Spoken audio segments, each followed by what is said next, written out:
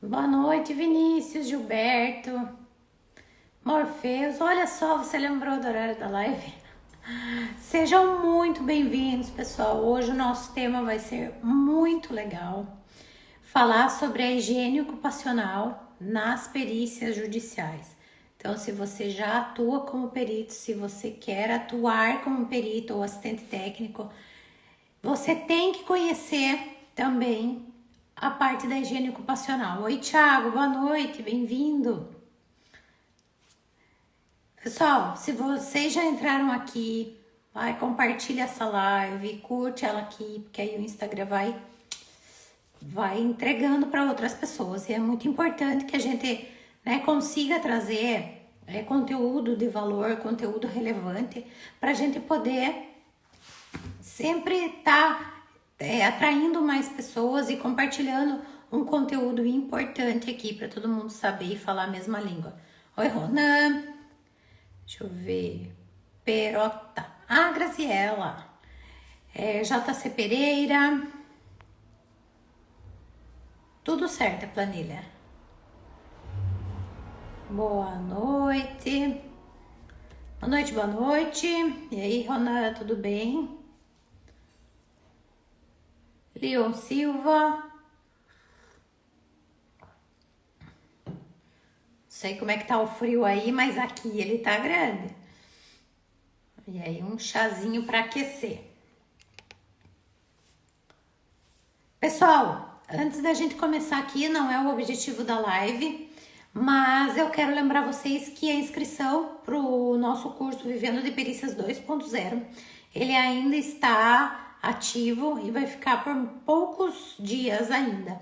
Então, se você ainda não se inscreveu, vai lá no link da minha bio, se inscreve. E Itapeva, você é da Itapeva? Olha só, mais um daqui por pé de pertinho aqui, em Itapeva, de onde eu moro, dá 60 km. Eu vi a Camila também, que é de Itapeva. Boa noite, Camila. Então, me esperar aí o professor Gustavo Rezende, que é um fera na área da higiene ocupacional. Ele dá aula, ministra, escreve vários artigos para a revista Proteção. Então, vai ser muito legal essa live aí com ele. Diego, meu aluno do curso, bem-vindo, sempre aprimorando conhecimento, que legal, muito bem-vindo mesmo. De coração, pessoal, sei que às vezes esses horários aí a gente a gente já tá cansado, né? E vocês aqui para acompanhar mais esse conhecimento aí, tá? Então, pessoal, se vocês têm dúvidas aí, se vocês querem fazer alguma pergunta já, talvez a nossa live seja um pouco mais intensa, então eu queria que vocês já deixassem as perguntas na caixinha, porque aí eu vou olhando aqui na caixinha de pergunta e aí a gente consegue respondendo vocês também, atendendo todo mundo e toda essa demanda. Boa noite, Esdras. Boa noite, meu convidado, professor Gustavo Rezende. Chegou. Já só pede lá o convite, que daí eu já. Aí. Agora o meu convidado, o professor Gustavo, para ele poder participar aqui conosco. Boa noite, professor. Boa noite, Isabelle, tudo bem? Tudo ótimo, melhor agora, conversando aqui ao vivo com você. Que bom, prazer é meu. Quero agradecer pelo convite, pela participação de todos e, como eu disse, é uma honra ter essa oportunidade de falar aqui no seu canal para o seu público sobre um tema que eu gosto tanto, né, que é a higiene ocupacional aplicada nas perícias judiciais. E sabe, professor, que quando eu sempre recebo assim muita dúvida, né? Então, do pessoal, mas eu falo de NR15, não tenho nada a ver, não vou concluir o meu laudo baseado em higiene ocupacional. Aí eu falo assim, eu acho que esse pessoal aí tá meio equivocado. Tá cortando a minha internet aí, eu tá tudo certo. Deixa eu abrir a porta aqui, que às vezes ela dá uma interferência. Então, o pessoal às vezes eles têm essa dúvida que trata um pouco da perícia judicial junto com a higiene ocupacional, O que será que eu tenho que avaliar? O que eu não tenho? E aí não me restou a maior dúvida na hora de fazer o convite para você. Então, eu que agradeço mesmo de coração, né, você ter aceito o convite. Então, não sei, eu acredito que os meus seguidores talvez não sejam os mesmos que os seus. Então, eu queria que você se apresentasse, né, contasse um pouquinho aí da tua experiência para gente. E aí, bora para conteúdo. Legal, perfeito. Quero agradecer então o convite, Isabelle, e dizer que realmente é muito bom ter esse intercâmbio com alguém que está atuando na área de perícia judicial, como você vem fazendo um excelente trabalho, e poder então ter uma visão, né, de diferentes perspectivas sobre esse tema que é muito importante. Realmente tentar fazer um trabalho de perícia judicial atrelado a uma boa higiene ocupacional não é fácil. A gente tem muito problema e acredito que essa live é uma oportunidade para a gente desmistificar algumas coisas. Então, mais uma vez eu quero agradecer a presença de todos. Você falou de seguidores, mas nós temos seguidores em comum, porque o Alex está participando, o Alex Almeida, tem o Morfeu Alex também que está por aí. É um pessoal que me Ah, acompanha faz tempo, né? Mas para quem não me conhece, meu nome é Gustavo Rezende. Eu sou higienista ocupacional certificado pela Associação Brasileira de Higienistas Ocupacionais, a ABHO, onde eu também sou membro, né, da associação. Também sou palestrante e membro da Sociedade Britânica de Higiene Ocupacional, que é o BOSS do Reino Unido. E também sou membro da ACGH nos Estados Unidos e também da AIA, também, que é uma associação americana de higienistas industriais, né? Além disso, eu sou consultor técnico, né, diretor técnico na GV, Segurança e Saúde Ocupacional, que é uma empresa que presta serviço de higiene ocupacional para o país, em diferentes segmentos econômicos, principalmente para grandes empresas que querem serviços de higiene ocupacional mais bem estruturados. Então, eu estou em campo também, né, não vou vir falar só teoria aqui. A gente também presta aqui na consultoria serviços de mentoria para assistentes técnicos judiciais, principalmente em higiene ocupacional. Né? Alguns peritos também já aconteceu deles buscarem a gente para aprenderem mais sobre higiene ocupacional na prática, então esse é um serviço que nós fazemos.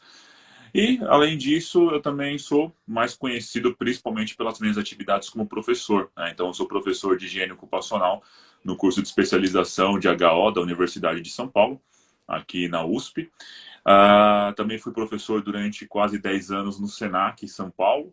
Agora atuo como consultor, como professor consultor no SENAC Rio de Janeiro. Que mais? Que mais? Que mais? E além disso, eu trabalhei no nossa, SESMIT de diferentes empresas, né? Antes de atuar como consultor técnico, eu trabalhei em empresas no SESMIT, então sei a realidade daqueles que estão recebendo essas perícias, porque durante um tempo, Isabelle, nessas empresas que eu trabalhei, eu fui responsável por acompanhar as perícias. Então, eu sei como é que é esse outro lado também da empresa, né? E fico à disposição nessa conversa de hoje para falar mais sobre higiene ocupacional e perícias e responder a dúvida do pessoal que está participando aí conosco. então, como eu tinha falado, a gente até não programou nada, né? Eu gosto desse bate-papo Uhum. aqui que flui mesmo, quando a gente gosta do que fala, na verdade, isso acaba virando realmente um bate-papo. Então, assim, eu atuo bastante na área de perícia judicial e assistência técnica. E o que eu percebo muito é que muitos profissionais, às vezes eu vou impugnar laudo e tal, e assim, por eles não terem uma resposta mais assertiva, eles acabam respondendo para mim assim: eu não tenho, vamos supor assim, uma avaliação de ruído. Fala assim: mas eu estou avaliando o ruído conforme a NR15, não conforme a NHO01. Então, eu queria que você assim nos ajudasse a interpretar e interligar essas duas situações. Porque quando a gente vai fazer uma avaliação de ruído, é claro que a gente tem que saber onde que vai posicionar o equipamento, como que é a trajetória desse ruído, para que a gente não prejudique a perícia. E tudo isso também, a partir do conhecimento, é passível de impugnação. Estou certa, professor? Com certeza, Isabelle, com certeza. Eu sempre digo que quando nós vamos fazer uma avaliação de ruído ocupacional, a gente atende o critério, ou alguns dos critérios presentes no anexo 1 da NR15.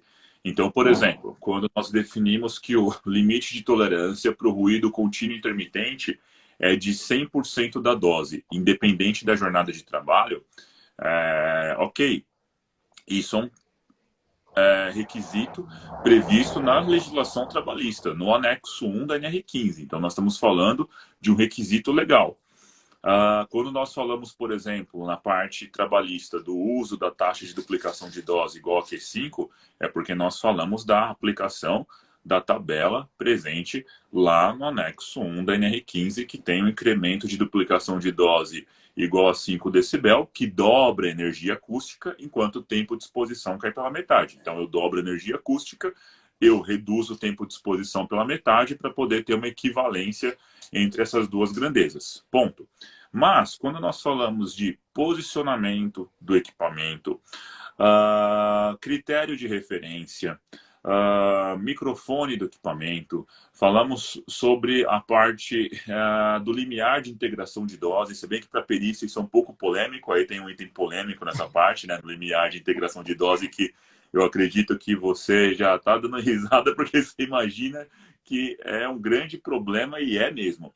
Mas o que eu quero dizer é que todos esses critérios técnicos previstos na NHO 01, quanto ao tipo de equipamento, eu vou dar um exemplo aqui. Por exemplo, quando nós vamos falar de avaliação de ruído, o audiodosímetro, o dosímetro de ruído, ele deve atender a norma, que é uma Gold Standard, que é a norma ANSI S1.25. Essa é uma norma que fala do audiodosímetro. Então, das características de calibração por dose, por ponderação no tempo e tempo de resposta. E essa norma internacional, ela está na NHO 01. Então veja que a gente tem que fazer uma avaliação legal, ou seja, uma avaliação que atenda o requisito legal, que é o anexo 1 da NR15, só que não tem como a gente fugir de uma norma técnica, que é a NHO 01. Então, desde o simples posicionamento do equipamento próximo à zona auditiva, até o tipo de instrumentação que vai ser utilizada, e esses parâmetros referentes ao critério de duplicação de dose, ao limiar de integração de dose, critério de referência, limite superior de 115 decibel, isso também está na NHO 01. Então, a gente tem que analisar que são normas que andam juntas. E se elas andam juntas, seja numa perícia, seja numa análise de ruído para fins de gestão, como é o caso do PGR, você terá que fazer uso de ambas. Então, isso é extremamente importante. Não cabe só ao perito conhecer o critério legal, mas também conhecer o critério técnico que está sendo utilizado. Sim, até você estava comentando aí, né, HO01, né, a parte de você aferir o equipamento antes e depois a dosimetria, né, a avaliação, isso também não está lá na NR15, ela está lá na NHO. Perfeito. Né, e E é aí uma coisa que a gente fala que é básico, né, Isabelle? Que é fazer a é calibração, o básico. ajuste antes e depois da medição. E se o seu delta de variação for superior a 1 decibel, você acaba perdendo essa variação. Muito bem lembrado. É, exatamente. E assim, o que tem de perito que não faz isso? É, são muitos. Então, isso daí é tão fácil da gente ir atrás e impugnar laudo que parece que assim, é tão corriqueiro para a gente que trabalha com isso que não dá para acreditar que ainda existe perito que não faz. Exatamente. Então, assim, eu acho que falta conhecimento. Então, sempre o objetivo né, da nossa live até, eu pensei assim, puxa, é trazer um conhecimento realmente de ambos os lados, né? Você mais da parte da higiene ocupacional, que eu vejo que você também dá aula nesse sentido, tudo. Trazer realmente esse conhecimento na prática e juntar o que a gente tem de conhecimento para passar para esse pessoal. Então, até eu vi que o Morpheus, né, estava falando que um dia ele Uhum, tirou uma dúvida conosco sobre uma avaliação de vibração. A uhum. parte de vibração também. Então, assim, você vai numa moto, você avalia o corpo inteiro, você avalia mãos e braços, né? Por onde que é? Você também tem que ter um conhecimento do que isso vai causar para a pessoa. Por onde que essa vibração vamos dizer, ela entra mais no corpo e vai prejudicar aquele colaborador. Então, são vários esse conhecimento que a gente tem que ter, que vai da área da higiene ocupacional. Então, a importância que a gente tem que analisar dentro disso, desse contexto, é tudo isso, não é verdade? Exatamente. Então, quando a gente faz uma avaliação, né, por exemplo, de vibração, que o Alex colocou muito bem aí, seja de vibração de mãos e braços ou de corpo inteiro, eu sempre menciono isso nos meus cursos. Vamos fazer uma avaliação da exposição preliminar. Qual que é o tipo de ferramenta que está sendo utilizada? Qual o tipo de veículo que está sendo operado? Qual que é o tipo de pavimento que esse veículo circula? Eu tenho manutenção dessas ferramentas? Eu tenho manutenção desse veículo? Qual que é o tipo de suspensão usado no subchassi de uma ferramenta? Qual que é o tipo de suspensão e amortecimento que eu uso no banco de um veículo? Quais são as características ergonômicas da atividade? A força aplicada durante o uso de uma ferramenta, que são características biomecânicas da atividade que interferem na transmissão da vibração para o corpo humano, principalmente no sistema de mãos e braços. Conhecendo todos esses detalhes, Isabelle, o perito ele pode entender muito bem o contexto de toda essa exposição para depois fazer uma avaliação quantitativa e, a partir disso, extrair os resultados. O que me preocupa muito é quando eu vejo que a avaliação quantitativa ela é feita sem uma análise preliminar da exposição, porque você está dando um tiro no escuro. E muito provavelmente essa avaliação ela pode não ser representativa da exposição real. E, consequentemente, o julgamento técnico disso fica muito prejudicado. Porque o perito, na verdade, aquele perito assim que eu falo que ele está começando, o que que ele vai? Ele vai lá e avalia o pior cenário. E daí ele coloca isso no laudo. Então, fala assim, Exatamente. qual? Então, assim, vamos imaginar, até vamos falar de calor também um pouco. A gente está meio que indo para lá, indo para cá, mas enfim, Ah, tranquilo. a parte Qualquer de assunto de calor. higiene ocupacional, para mim, é tranquilo. Então eu sei que você domina. Então a gente está falando de calor, daí chega assim, numa perícia e fala assim, tá, mas então, não, eu trabalhava naquele setor, eu trabalhava naquele outro, eu trabalhava ali. Qual é o mais quente? Aí o perito Uhum. vai lá e monta o IBUTG no setor mais quente. Né? Esquece que a NHO fala de cronometrar o tempo, de você fazer o cálculo do IBUTG médio. Então, é falta de preparo. E aí, se o assistente técnico também não está preparado para isso, não tem conhecimento da NHO, o que, que ele vai Uhum. impugnar ali? Não, ele vai ficar assim, né? Vai dizer amém. Exato. Exato. E aí, uma coisa que eu sempre falo: tem gente perguntando, mas a análise preliminar de exposição entra nesse quesito ou entra só para gestão? Gente, é exatamente o que a Isabelle falou. O que eu mais vejo em perícia, Isabelle, e aí me desculpe, talvez eu vou ser um pouco mais pesado agora no que eu vou falar, tá? É Manda ver. muito perito sendo tendencioso. Ele pega lá a pior exposição e vai colocar que aquela exposição acontecia durante toda a jornada de trabalho. Não, Não. definitivamente isso é ser muito tendencioso e mau caráter. Porque eu sempre falo que a gente tem que fazer uma análise do contexto geral. Eu não estou fazendo gestão. É óbvio que num laudo de insalubridade ou no LTCAT, o meu objetivo não é fazer gestão. O meu objetivo é estabelecer se o trabalhador tem direito a um adicional. Só que eu tenho que fazer uma avaliação preliminar. Essa avaliação preliminar de exposição é uma observação qualitativa de todos esses detalhes, porque eu presumo que o expert ele vai tomar essa decisão não apenas no resultado de uma medição curta feito no período que é mais benéfico para o trabalhador, mas sim considerando o entendimento de todas as atividades e a representatividade dessa medição nessas diferentes atividades. Isabelle, como um perito vai fazer isso se antes ele não fizer uma avaliação qualitativa para entender todos esses detalhes? Para mim, eu não consigo imaginar algo sendo feito que não tenha essas etapas. E não tem como, professor, porque, por exemplo, assim, vamos voltar lá para o ruído, lá para a NHO 01, lá para o Nexo 1 da NR15. É, a gente, né, eu já ouvi falar assim, ah, mas você, já me perguntaram, você faz avaliação de ruído de 75% da jornada em perícia? Não, Uhum. óbvio que não. Eu já li, me corrija se eu estiver errada, mas na NHO não fala em 75% da jornada, ela fala que a gente tem que cobrir o ciclo de exposição do trabalhador.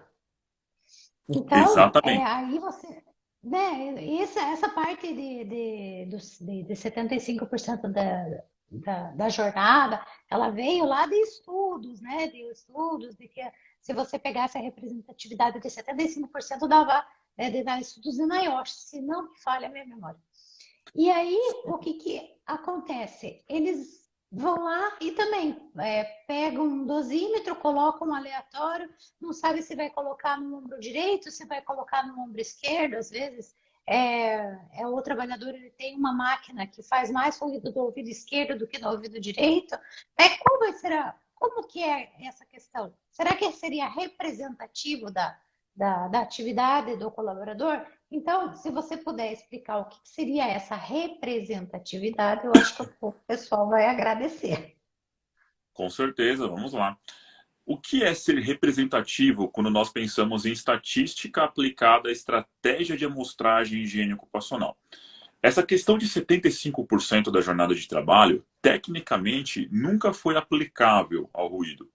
O Manual de Estratégia de Amostragem do NIOSH de 1977 diz que a avaliação quantitativa de agentes químicos, principalmente aqueles agentes químicos que têm um limite de exposição ocupacional, do tipo TLV, TWA, que é uma média ponderada no tempo para 8 horas de jornada de trabalho, esses agentes químicos devem ser quantificados num período de tempo que cubra de 70 a 80% da jornada de trabalho.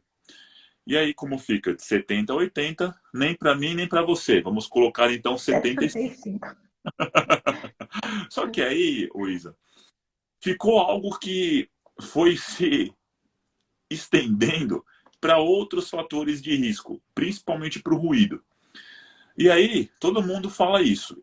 Quantos e quantos orçamentos não chegam para a gente falando, olha, tem que obter 75% da jornada de trabalho numa avaliação de ruído? Não, não. A Muitos. NHO 01 nunca disse isso.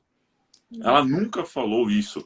A NHO 01 fala exatamente o que você foi cirúrgica na sua fala, Isa. A medição ela deve ser representativa dos ciclos de exposição. Então, vamos pegar aqui dois exemplos que são muito comuns, tá? Eu tenho numa empresa que nós prestamos assessoria um cargo de operador de máquina de injeção de plástico. Essas máquinas de injeção de plástico são máquinas que seguem um ciclo de trabalho muito homogêneo e elas estão isoladas numa parte da empresa. Nesse setor, eu não tenho ao redor circulação de empilhadeira, paleteira, o fluxo de pessoas não é alto, eu não tenho máquinas que apresentam variações de níveis de ruído lá dentro. É um nível de ruído que ele não chega a ser contínuo, mas ele é muito homogêneo, ele não tem grandes flutuações. Ora, para que eu vou fazer uma medição de 7 horas da jornada de trabalho? Para que eu vou fazer uma medição de 75% da jornada de trabalho? Numa condição dessa, uma medição até de 1 hora, 2 horas, já pode ser representativa. Entende?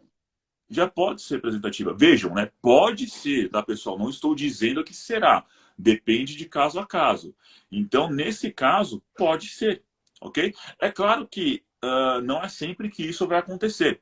Há situações onde é difícil você pegar um nível mais homogêneo de ruído.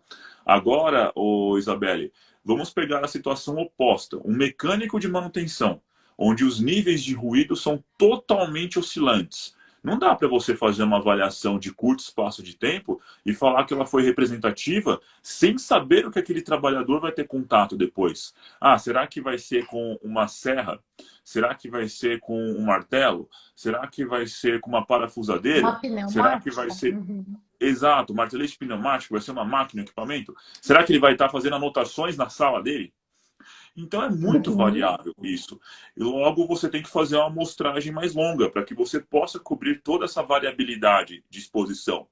No caso do ruído, é isso. E agentes químicos, a mesma coisa. Se você faz uma medição curta, por exemplo, que eu vejo muitas empresas fazendo, você acaba não obtendo essa representatividade. Se eu faço, por exemplo, uma amostragem de agentes químicos apenas quando o operador está exposto a um determinado tipo de vapor, a um determinado tipo de névoa, e digo que aquela medição que o laboratório me devolveu o resultado, ela é representativa da exposição, eu estarei dizendo que aquele trabalhador, então, ele faz aquela atividade durante toda a jornada de trabalho. E veja só como isso é preocupante. Eu estava falando justamente disso, ô Isabelle, no meu curso, que eu estava até ontem em Manaus, né? Estava lá Eu no vi, norte do eu vi. país. Você viu, né? E aí eu estava passando isso para os meus alunos. Vejam, eu tenho aqui uma exposição a um agente químico que foi quantificada durante, por exemplo, 5 horas.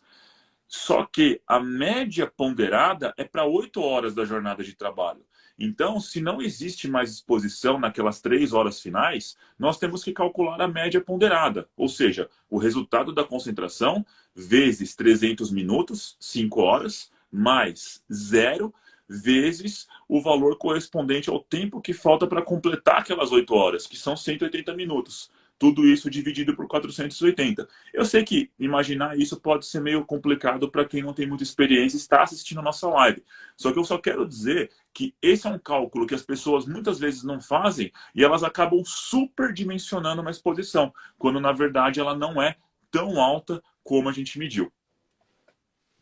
Até porque, professor, nessa situação, fugindo um pouco até da perícia, ou enfim, que seja no meio da perícia também, quantas e quantas vezes a gente não é chamada, né, para fazer, você passa um orçamento.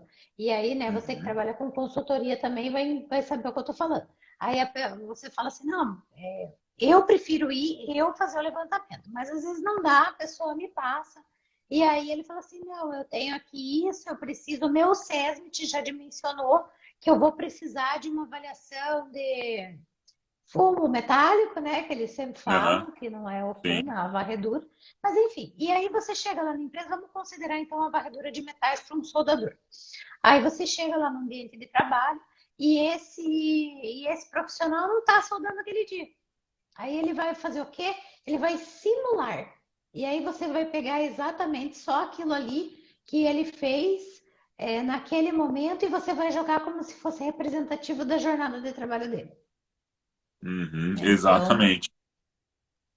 e aí você acaba tendo problema, você não tem um resultado que seja fiel àquilo que é realmente o que acontece com ele. E na verdade você falou até do TWA, e minha cabeça não para. Aí eu já lembrei também do ruído, porque aí você também avalia às vezes um momento que não é representativo, pega o TWA, ele projeta e aí ele conta como aquelas horas que você não mediu como zero e dá um valor abaixo. É isso mesmo? Exatamente. O TWA, ele é um valor utilizado nos Estados Unidos na OSHA. Então, a OSHA, lá nos Estados Unidos, ela é o Departamento de Saúde e Segurança do Trabalho do governo americano. E esse TWA ele foi criado justamente para uma jornada de exatamente 8 horas de trabalho. E quando você usa o TWA e você não fez uma medição de exatamente 8 horas, ele não tem sentido algum, porque se você fez menos de 8 horas, o restante da jornada ele vai considerar igual a zero. E se você fez mais de Uhum. 8 horas, ele vai considerar o valor que você mediu só naquelas 8 horas, excluindo o restante. Então, não é um parâmetro que a gente usa aqui no Brasil. Eu até falo para os meus alunos que os fabricantes ainda colocam um TWA no relatório do equipamento, porque é mais uma questão mercadológica. Porque se eles não colocarem, pode ser que alguém questione e não vai querer comprar o equipamento. Quando, na verdade, o TWA aqui no Brasil ele não serve para absolutamente nada. Né? E eu já peguei também muito perito que fez a dosimetria ali certinha, avaliou certinho, só que daí na hora dele dar o parecer, ele usou o TWA. E Não, não. aí a medição dele foi completamente errada. Aí assim, é duro, porque o perito, depois que ele dá o parecer dele, vem um outro profissional, vamos dizer assim, que falar mal ou impugnar mesmo tecnicamente, ele não gosta. E é muito difícil, eu não sei se você passa por isso, mas eu já vi muito perito assim, que ele vai rebatendo até o último instante e não muda o parecer dele, mesmo estando errado. Aí ele quer justificar tecnicamente, aí você rebate, até que infelizmente chega um momento que a empresa desiste desse ping-pong e acaba fazendo um acordo e perdendo aí por por causa do perito realmente não conhecer e não saber o que ele está falando. Então, a gente tem que começar a colocar isso na cabeça aí desses profissionais que vão ser peritos, assistente técnico, ou trabalhar com higiene ocupacional, que tem que ter um conhecimento mais aprofundado. Não precisa ir ter experiência, né, professora? Eu sempre falo, você não precisa ter experiência, precisa ter conhecimento, correr atrás, conversar com pessoas que conhecem, que entendem, que são referências, que trabalham com isso, que vivem disso, né? No caso, né, você, eu te admiro pra caramba. Já assisti vários Obrigado. vídeos no teu canal quando eu tinha minhas dúvidas Ah, e foram bem obrigado. esclarecedoras. Então, eu acho que é por aí, né? E se você quiser citar um caso também, eu até tenho vários aqui, né? Vibração, por exemplo, que você chega lá na empresa e vai fazer a avaliação de 10 caminhões, eles pegam um para fazer a avaliação dos 10, Uhum, né? sim, Que também exatamente. muda isso. Não, são vários casos, né? Hoje, aqui na GV, a gente não atua diretamente com perícias, né?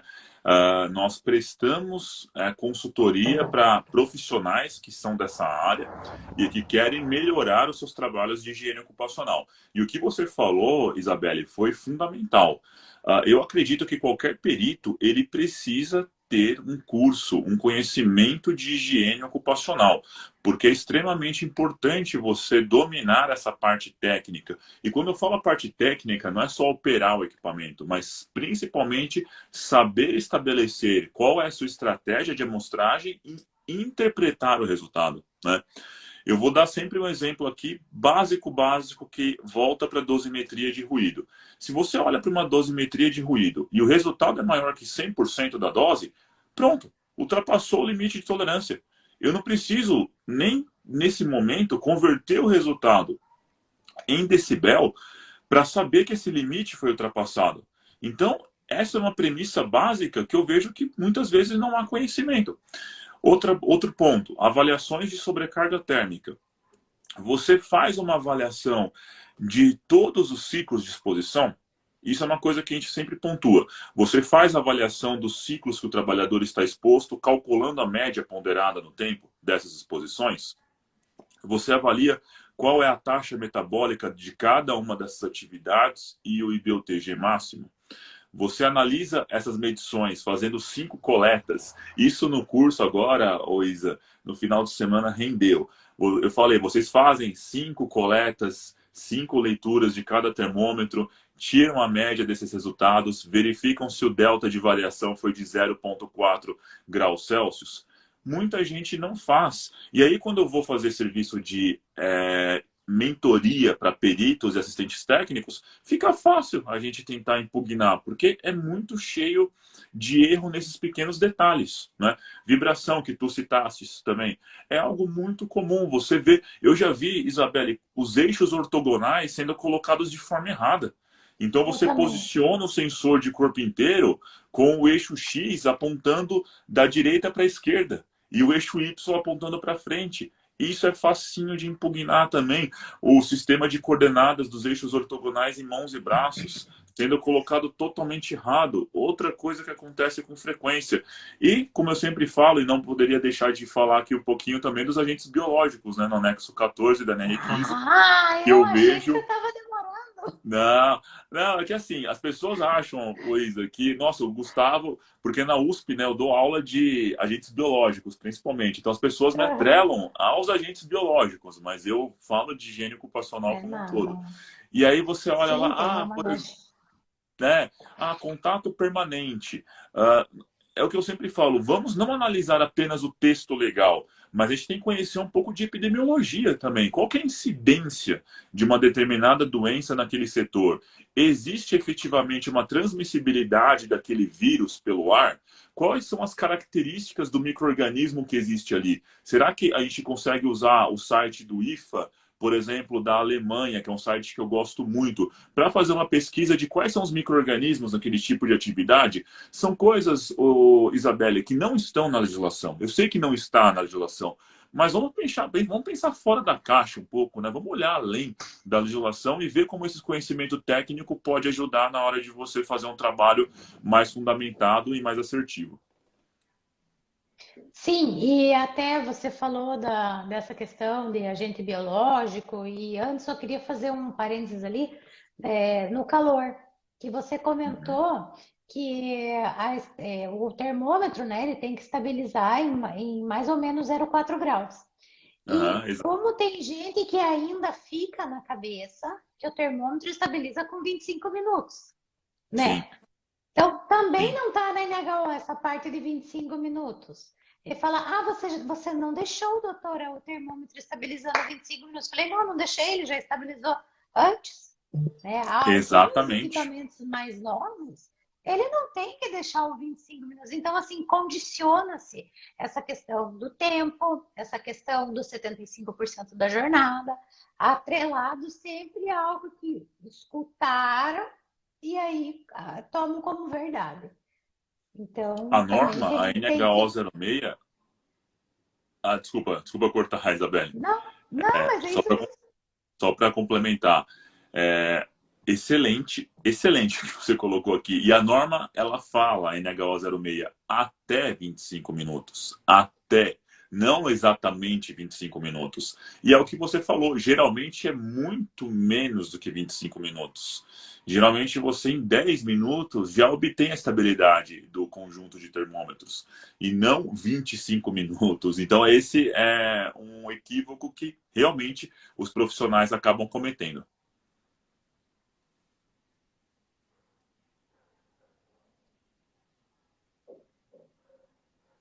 Professor, Tá me escutando? Tá me ouvindo? deu uma cortadinha aqui. Não sei se foi a minha internet ou foi a sua. Aqui tá tudo ok. Vocês estão me ouvindo bem? Aqui voltou. E é Tá. isso mesmo, o pessoal, eles se atrelam a isso, a daí e acabam é, perdendo tempo, ou deixando de esquecem do 0,4, às vezes pode ser até numa situação que não, que já tenha passado a estabilidade há muito tempo. E sobre o biológico, eu sempre também comento, né? Porque como o biológico ele é um anexo qualitativo para a gente estar avaliando a insalubridade, também é difícil, porque eu falo assim, a gente tem que ter o bom senso, não é tudo. Você tem que ver se aquele ambiente realmente é nocivo e você ainda vai mais além, né? Vai, procura, pesquisa quais são os agentes, os micro-organismos que podem causar uma nocividade para aquele trabalhador, não simplesmente, tá lá, é permanente, vai, né? Enquadra como insalubre. Então, os anexos Exato. qualitativos, eles são complicados da gente trabalhar, né? Porque aí cada um vai de uma interpretação. Muito, muito complicado mesmo. Antes só de falar um pouquinho, tá, desses anexos, eu quero deixar um abraço especial aí para o pessoal que está assistindo, tá, que eu vi que estão aqui. A Pamela, a Simone da Unianálises, o Fábio, o Alex, o Rodrigo também está por aí. Um pessoal bem bacana mesmo que está acompanhando. Um grande abraço a todos. E voltando, Isabelle, para o anexo qualitativo, olha, realmente o anexo 14, o anexo 13 da NR15, o anexo 9 era para ser um anexo simples, simples, que Simples. só que na hora que ele coloca lá câmara frigorífica e ambientes com condições Pronto. similares, meu Deus do céu, ele morreu pela própria boca dele ali. Era para ser muito simples o anexo 9 se ele não tivesse citado condições similares ou semelhantes. Eu não lembro ao pé da letra, mas enfim, condições similares ou semelhantes a câmaras frigoríficas. Similares. Né? Similares. Obrigado. E aí você pega o anexo 10 de umidade, que umidade na CGH já não é considerado um agente físico Nem desde tem. 2014, Uhum. nem na NR9 mais. Então, esses anexos qualitativos, eles são extremamente complicados, né? Com exceção de pressão hiperbárica, que para mim, apesar de ser qualitativo, ele é ainda bem escrito, bem fundamentado, né, em diferentes pressões. A parte de radiação não ionizante é outra coisa que eu desmistifico muito no meu curso, porque você tem lá, por exemplo, na parte de higiene ocupacional, a radiação UVA, UVB e UVC. E quando o anexo 7 fala que a luz negra, que são os comprimentos de onda entre 320 a 400 nanômetros, não dão ensejo ao adicional de insalubridade, por coincidência, perdão, essa é o tipo de radiação que mais chega à crosta terrestre, que é a radiação vinda da nossa estrela, que é o Sol. Então, dá para caracterizar a exposição à radiação ultravioleta como insalubre em trabalhos a céu aberto? Dá, mas por radiação UVB, que é uma radiação de comprimento de Uhum. onda de 280 a 320 nanômetros. E aí fica uma dica. Gente, uma coisa é o anexo 7 da NR15, radiação não ionizante. Não, Entre elas, a radiação ultravioleta. Não tem nada a ver com o anexo 3 da NR15, que fala de calor a céu aberto, gente. nada, E são nada, coisas nada. completamente diferentes, não é, Isabelle? Meu, e aí eles já entram aquela jurisprudência, a OJ 173, que Uhum. fala que não entra por radiação, mas que entra por calor. E daí o povo fica com essa loucura na cabeça sem É, entender coisa alguma.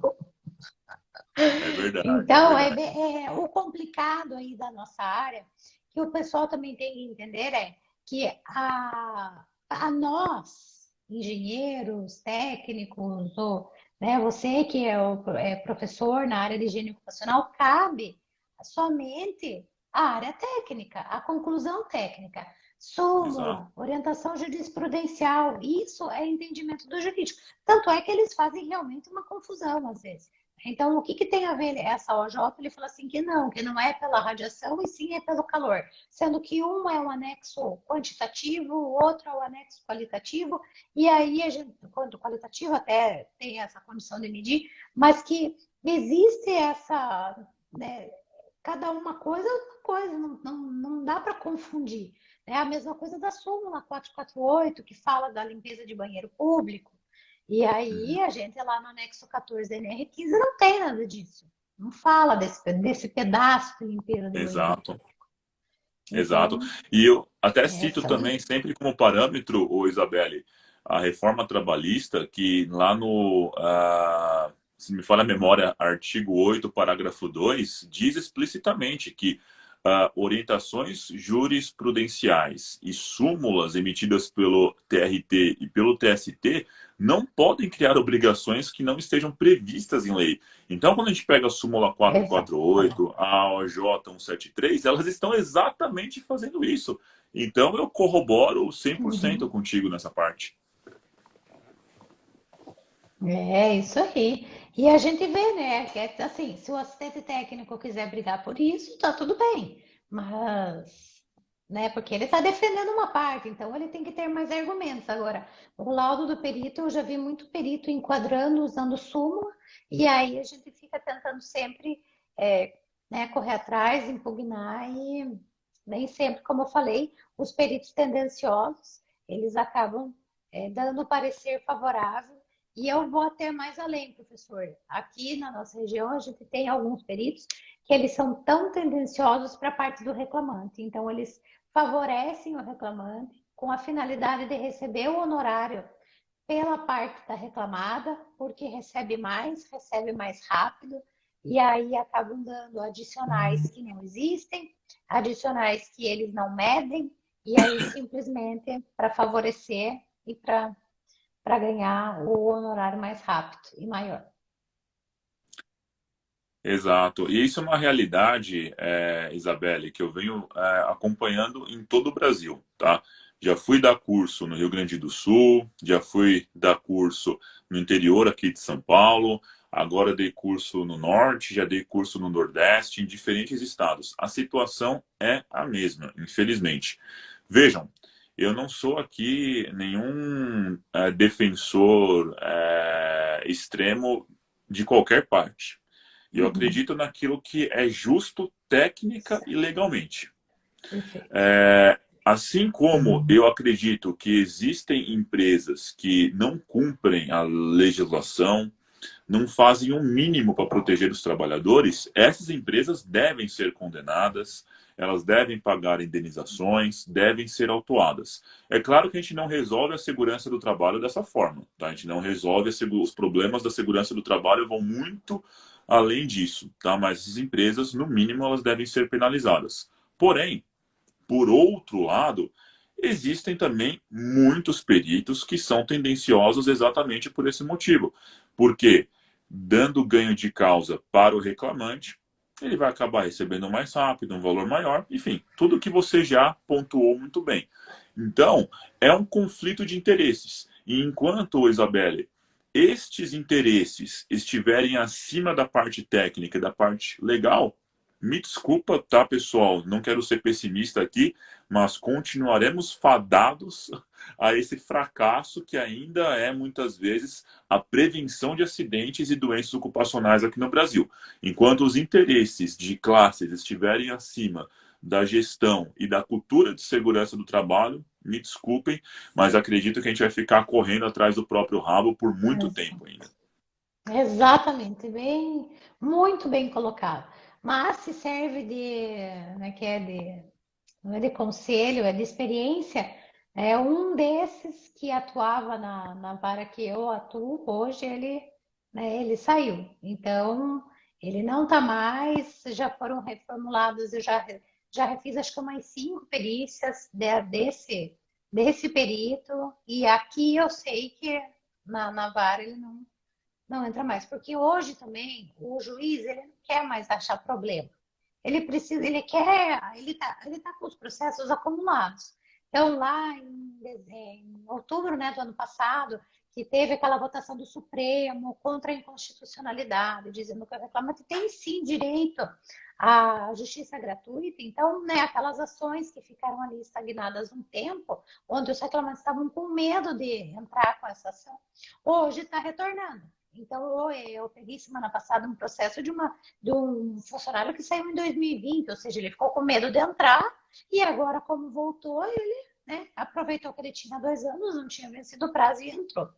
Então, estão reformulando e agora as mesas do juiz estão, né, não estão cheias de papel, porque é tudo eletrônico, Uhum, mas estão cheias de sim. processos e eles não querem, eles querem agilizar. Eles querem que o processo venha, tanto que assim os prazos deram uma diminuída. Hoje eu não anexo mais diretamente no processo, eu mando para as partes, elas impugnam em 10 dias, eu já subo para o processo, tudo isso em 40 dias. Então, deu uma reduzida no prazo para agilizar os processos. Mas, né, cada região é uma e acho que até demora um pouco de tempo para a gente poder fazer o pessoal entender que é diferente, que tem que ser sim imparcial, que está no nosso código de ética.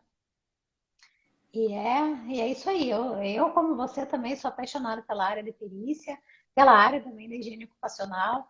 E o que eu puder sempre compartilhar é um prazer imenso.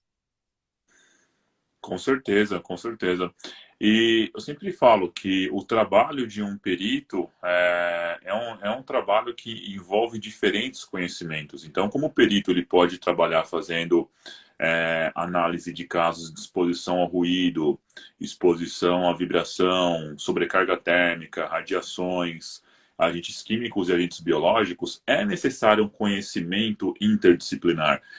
E, infelizmente, Isabelle, eu já dei aulas em diferentes cursos, desde o técnico até pós-graduação. E eu posso dizer que, de uma forma geral, os cursos não preparam esses profissionais para terem esse tipo de conhecimento de forma adequada, né? Então, muitos deles têm um déficit muito enorme, gigantesco na parte de higiene ocupacional, porque você sai sem o domínio, né, desse tipo de área. Quantas vezes eu já vi colegas pagando aqui em São Paulo valores altíssimos por cursos de pós-graduação em engenharia de segurança do trabalho, onde eles não tiveram o mínimo contato com instrumentação, onde não havia professores aptos para manusear os equipamentos. Então, como esse profissional vai sair de um curso de especialização e, no outro momento, virar perito? De uma área que ele não teve na formação conhecimento básico para atuar. Então, são coisas que eu também peço para que as pessoas tenham consciência e busquem qualificação, busquem conhecimento. Não estou dizendo necessariamente comigo, contigo, mas por meio Sim. de tantos livros que a gente tem na área, tantas literaturas, tantos vídeos gratuitos, tantos materiais que vão agregar muito na formação de todos eles. Até só para a gente, né, finalizar daqui a pouquinho, porque né, para não se estender muito, senão o pessoal cansa aí também, quer sair. O que que acontece? Quando a perícia não exige experiência. Então, às vezes, na maioria das vezes, ou a perícia judicial é o primeiro trabalho do engenheiro de segurança que sai da faculdade, dessa faculdade que não teve contato com instrumentação, dessa faculdade que não teve contato com nenhum tipo de legislação ou nada. Então, é nessa situação que eu digo, você não precisa ter experiência, mas você precisa buscar o conhecimento. E aí que entra, não eu ou não o professor Gustavo, mas realmente livros, estudo, conhecimento. Hoje em dia é muito fácil da gente adquirir conhecimento.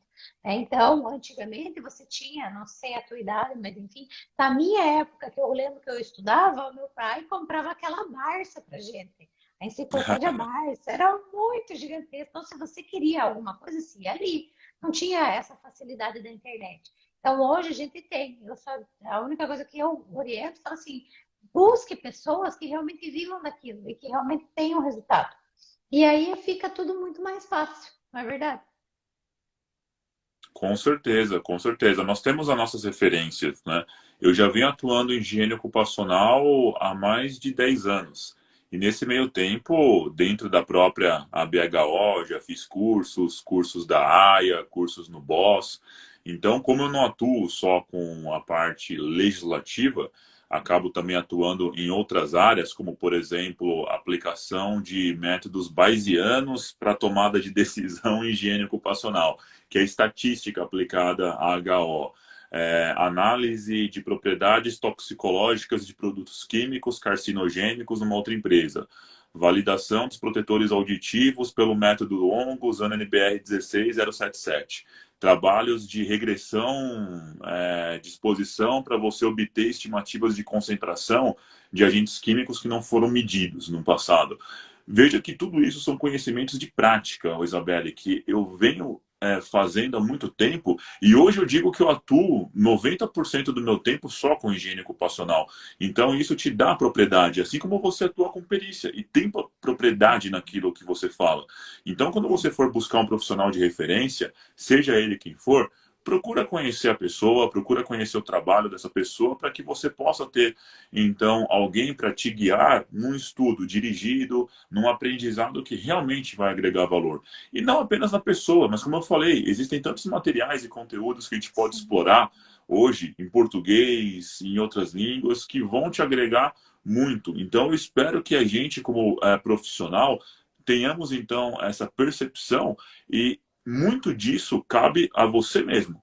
A sua vontade de fazer um trabalho de qualidade e de tentar se superar cada vez mais com o seu desenvolvimento profissional. Perfeito. Professor, deixa eu fazer uma pergunta só para a gente finalizar aqui. Eu sei que você dá curso, você, né, vai para outras cidades. Queria saber se você tem alguma turma aberta, se você queria contar aqui para gente, divulgar. Fica à vontade. Ah, legal. Eu tenho os meus cursos de higiene ocupacional no site da minha consultoria. Então, se vocês quiserem visitar o site, é www.gvsegurança, sem cedilha.com.br, onde eu também tenho o curso de PGR, onde eu ensino passo a passo a elaborar o PGR, a usar as matrizes de risco, usar as matrizes de higiene ocupacional. Tem o curso de agentes biológicos, de calor, de ruído, que também estão disponibilizados lá. São cursos online, gravados, na verdade, né? Cursos que são gravados e disponibilizados para os alunos por um período de um ano, né, de acesso.